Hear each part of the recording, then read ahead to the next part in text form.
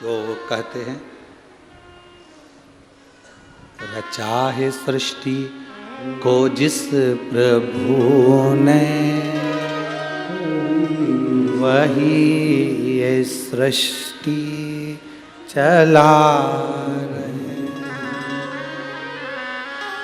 जो पेड़ हमने लगाया पहले,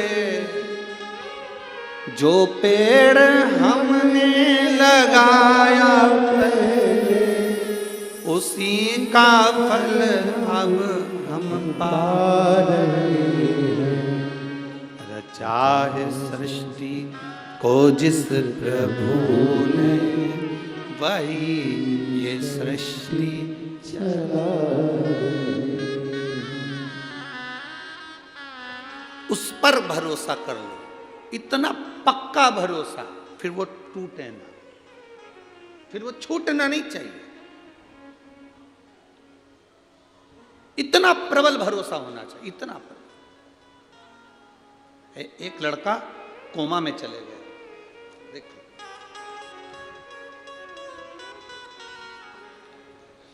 मेरा नाम कांता संजय बागुल है, मैं जलगांव की निवासी हूं। मेरा मोबाइल नंबर ये है, कहीं बैठी हैं हाथ हिला सकती हैं अगर कहीं बैठी हो। मेरा नाम कांता संजय बागुल है, मैं जलगांव की निवासी हूं। मेरा मोबाइल नंबर ये है, कहीं बैठी हो तो हाथ हिला सकती हैं, कहीं पर बैठी हो तो हाथ हिला सकती हैं। मेरा नाम कांता संजय बागुल है, मैं जलगांव की निवासी हूं। मेरा मोबाइल नंबर ये है। मैं कहना चाहती हूं कि बाबा की कृपा क्या है।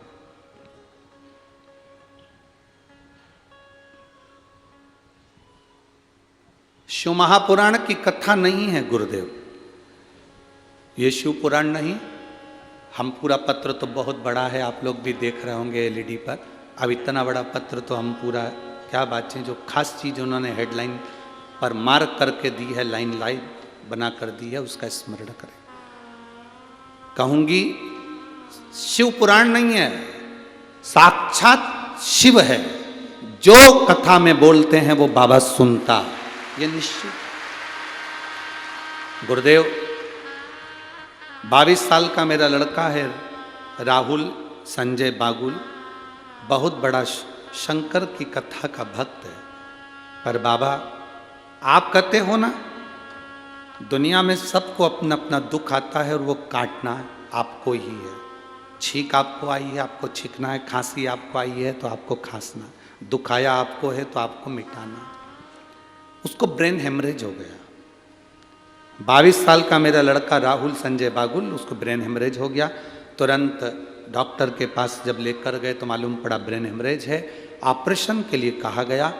ऑपरेशन करने के बाद डॉक्टर ने कह दिया था कि हो सकता है ये कोमा में चले जाए और इसकी सुध चली जाए, ये जिंदगी भर पलंग पर पड़ा रहे। ठीक भी हो सकता है, पर 90% चांस यही रहते हैं कि कोमा में चले गया व्यक्ति तो जिंदगी भर ठीक नहीं होता। मेरे लड़के का हमने ऑपरेशन करवाया, वो कोमा में चले गया, पड़ा रहा, ना हाथ हिलता ना पांव हिलता, आंख में से आंसू बहता रहता। सारे इलाज फीके पड़ गए। गुरुजी 22 साल का मेरा लड़का, करूं तो करूं क्या।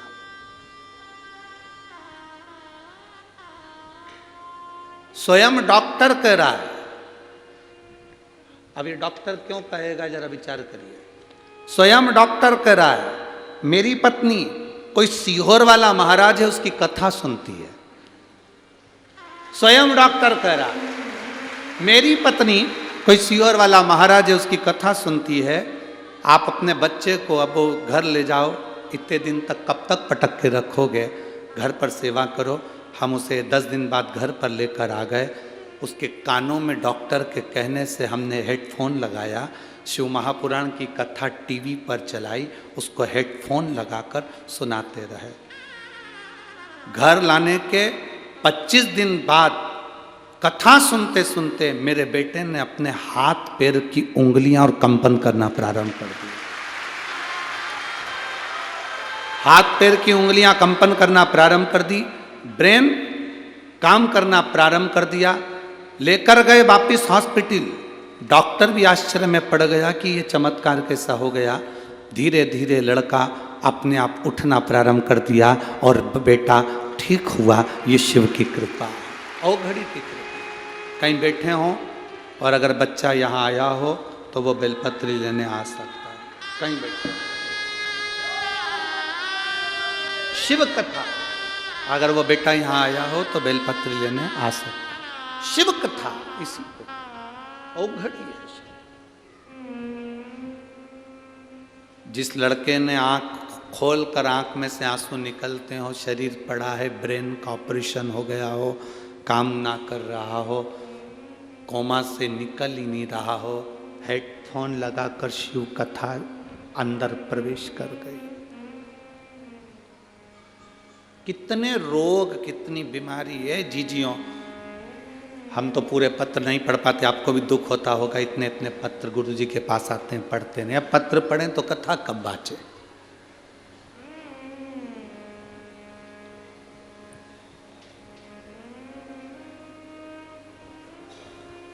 इतने पत्र पढ़ेंगे तो कथा कब बाचे।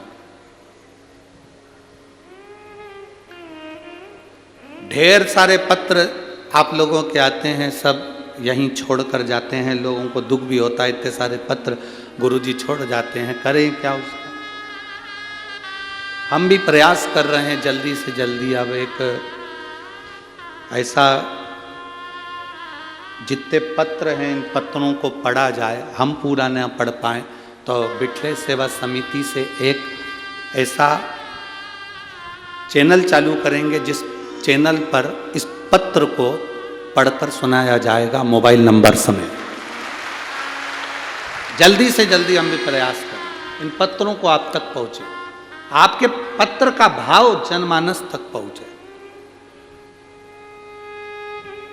उसमें 15 से 20 मिनट प्रवचन का क्रम रहेगा और उसमें पत्र पढ़ दिए जाएं। आपके पत्र आप तक पहुंचे कि आपकी जिंदगी में शिव ने क्या करा। विथ मोबाइल नंबर समेत आप जाएं, पता करें उसके जीवन में क्या बदलाव आया, उसके जीवन में क्या। और मेरा विश्वास करता है यहाँ जितने कथा में आए हो ना, आपके भी पत्र एक ना एक दिन किसी व्यासपीठ पर जरूर पहुंचेंगे, ये पक्का। वो शंभु है, औघड़दानी, त्रिकालदर्शी, कैलाशी, अविनाशी, शिव कहते हैं उसको। हम किसी का भविष्य नहीं लिख सकते क्योंकि हमारा भविष्य तो खुद उसने लिखा है। हम किसी का भाग्य नहीं बता सकते क्योंकि हमारे भाग्य में क्या लिखा वो उसको मालूम है। ना हमारे पास बेल है, ना भविष्य है, ना हम भाग्य बताने वाले हैं। हम तो इतना जरूर कहते हैं कि बस हम उसके भरोसे हैं, तो आप भी उसके भरोसे हो जाओ। आप भी उसके भरोसे। दूसरे के आगे जाकर नहीं रोना, दूसरे से जाकर कभी दुख की बात नहीं करना। लोग हंसेंगे, ये दुनिया में रोती फिरती है, दुनिया में रो रही है। पहले तो खूब फूली फिरी, पहले तो खूब अपशब्द कहती थी, अब रो रही है। ना